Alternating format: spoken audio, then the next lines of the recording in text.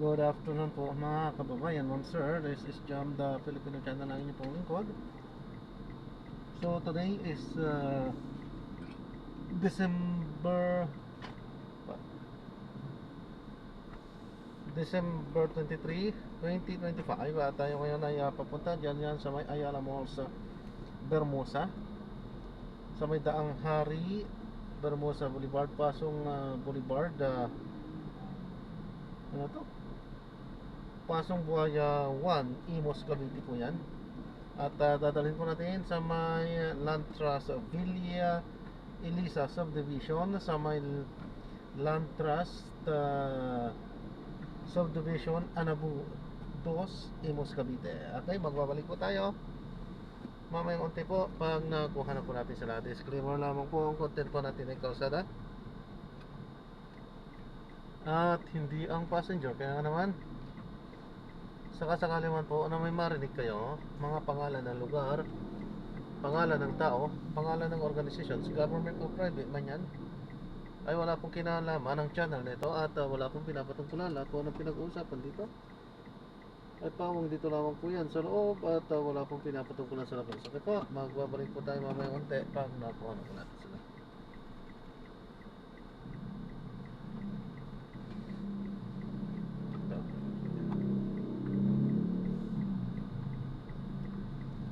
Ay, hindi pwede yan, no? Hindi yan mautusan. Hindi yan mautusan.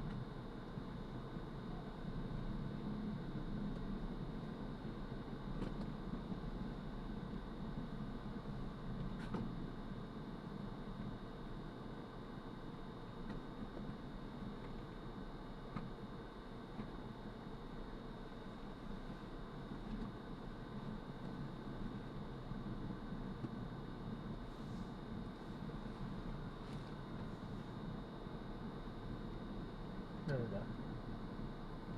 Meron o wala? Meron. Meron ba eh?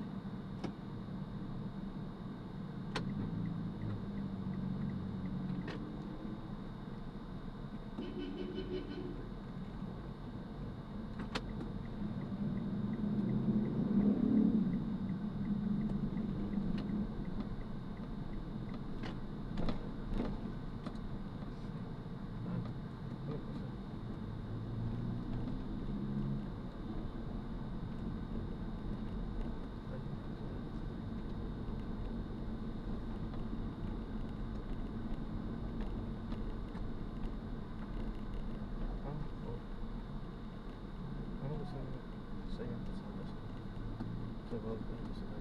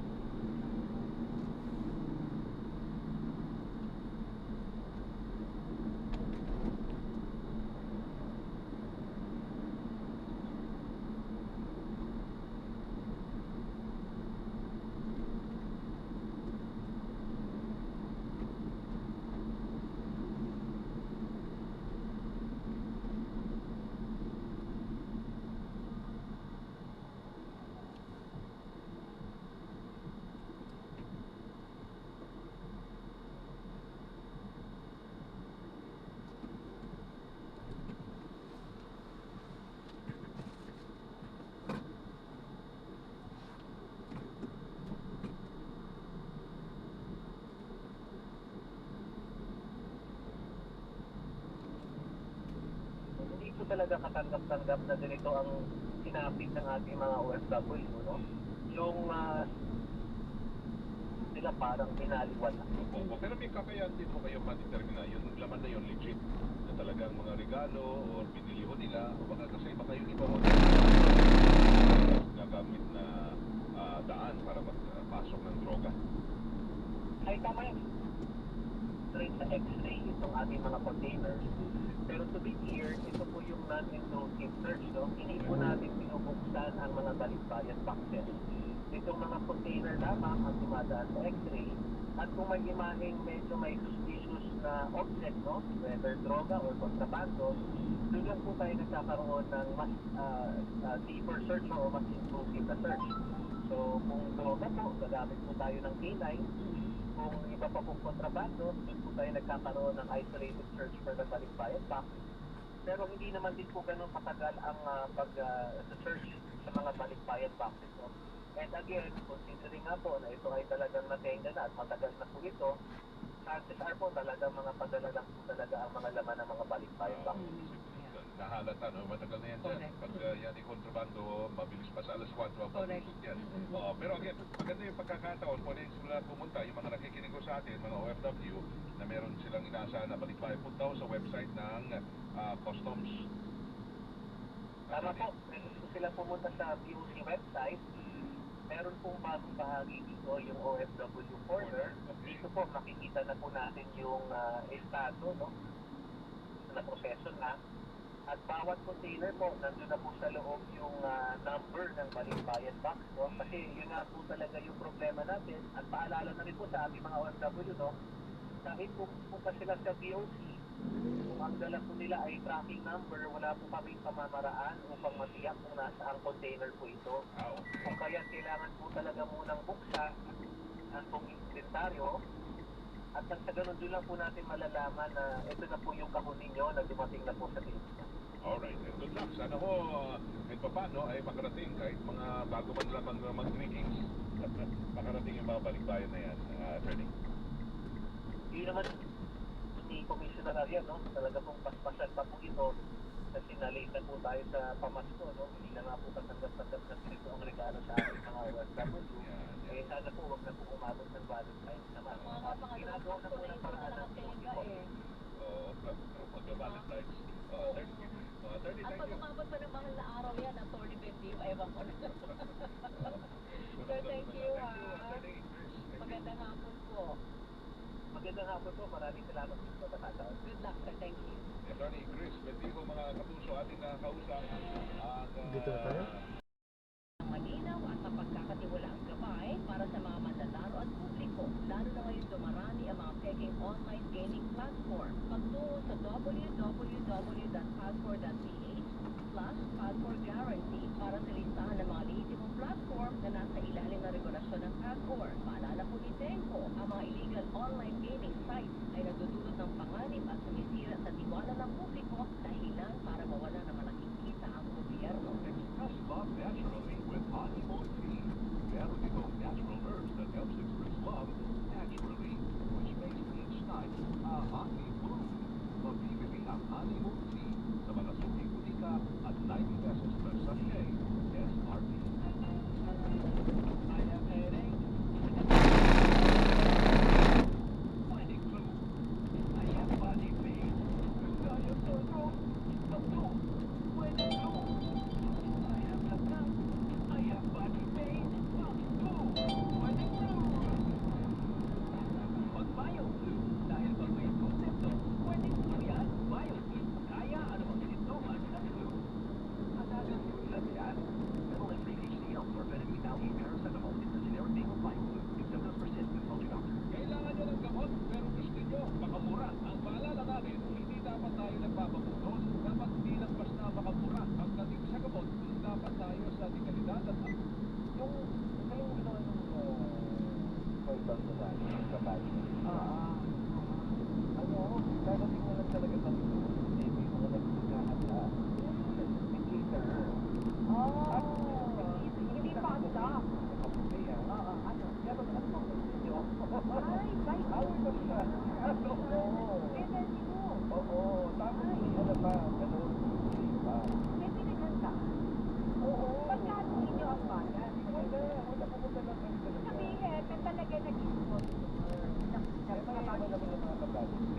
Ganun. Di ba mayabang ka din? Mayabang. Nagulat ako kasi pumapon lang ako. Oo.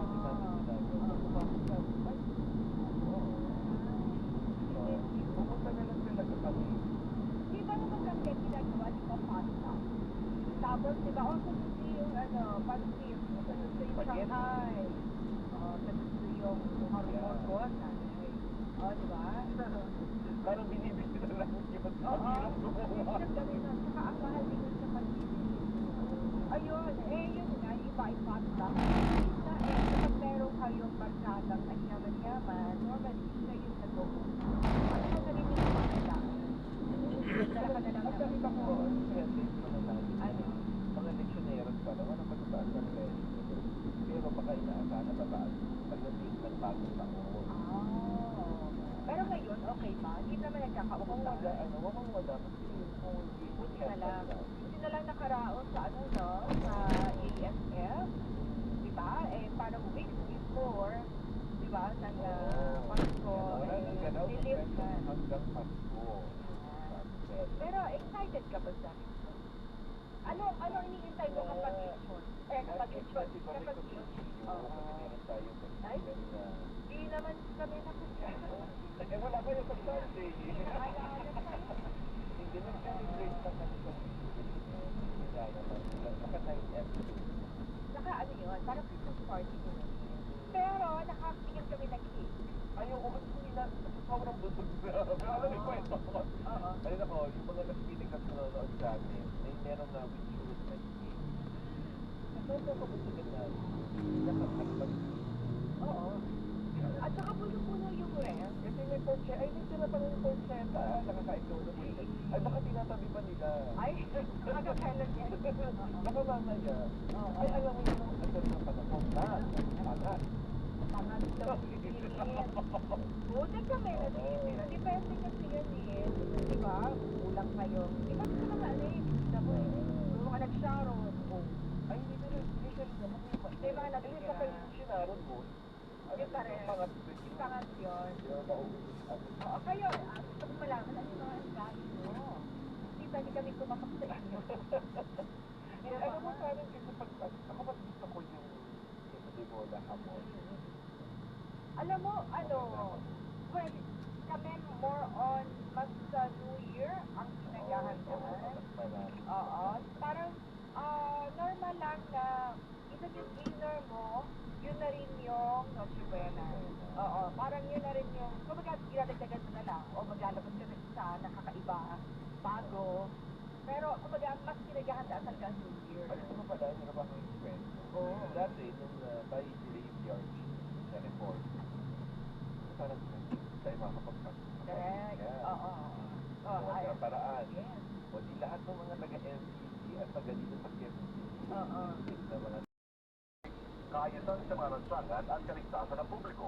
Bukod pa dito, Anla, Torre ay isang leader na desidido, episyente at laging nakatoon sa serbisyo publiko, isang katangiang kailangan ng MPA. Nagpahayag din ang Yangan Congressman ng kahandaan na makapagtulungan sa pamanuan ng MMDA sa mga gagawing reforma na magpapalakas sa pamamahala sa Metro Manila. Para sa nasabing mga kongresista, isa lang ang malinaw na mensahe. Bagong leader, bagong direksyon, mas maayos na National Capital Region. Yan ang mga balitang kumpirmado, sigurado. Ito ang Radyo Patrol, Willie Delgado Jr., DZMM. Maraming salamat, Willie Delgado Jr. Basta may nangyari, naka-report agad sa DZMM. Basta sa Istreta. Yung bigyan na nyo na lang siguro ako ng Kasi nakausap yung natin sobra sa here, ang MMDA, tinatawagan lang. Sabi mo traffic, no? Siguro talaga yan? Kahit 250 na lang po. hindi ka mga 250? mga papunta ng mall, Terminal. papunta ng terminal. Salamat po. God bless po. I think sa din, sa Sige airport. po. Sa airport. Oo. Kasi yan yung mga Yeah. yan yung mga lugar na kailangan pumunta na ngayon kasi kung bukas baka hindi sila umabot. Oo, kasi naman esperas sa bukas. Pag hindi ka nakasakay ngayon, di ba normally may mga biyahe, ilang oras yan. Sa bus. Pag naman sa barko, di ba? Ano yan? Tsaka may delay. Correct. Kasi kailangan mo isa ng alang. Kaya either paaga ka or magpapas.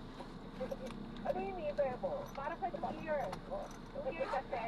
Kaya gano'n ano. Pero di ba, yung iba, nakakaingit yung iba kasi last day na nila. Ayan, so na-drop na natin sila. So maraming salamat po sa panonood. Last day mo na rin. Hanggang sa muli, ingat po at God bless. Paalam po muna pansamantala. Tayo ay gagawa na ng ibang video sa ating susunod na misyon. Paalam. Last day na lang buo. Oh, diba? Last day na yan. Ako, boy, may mga kakilala tayong gano'n.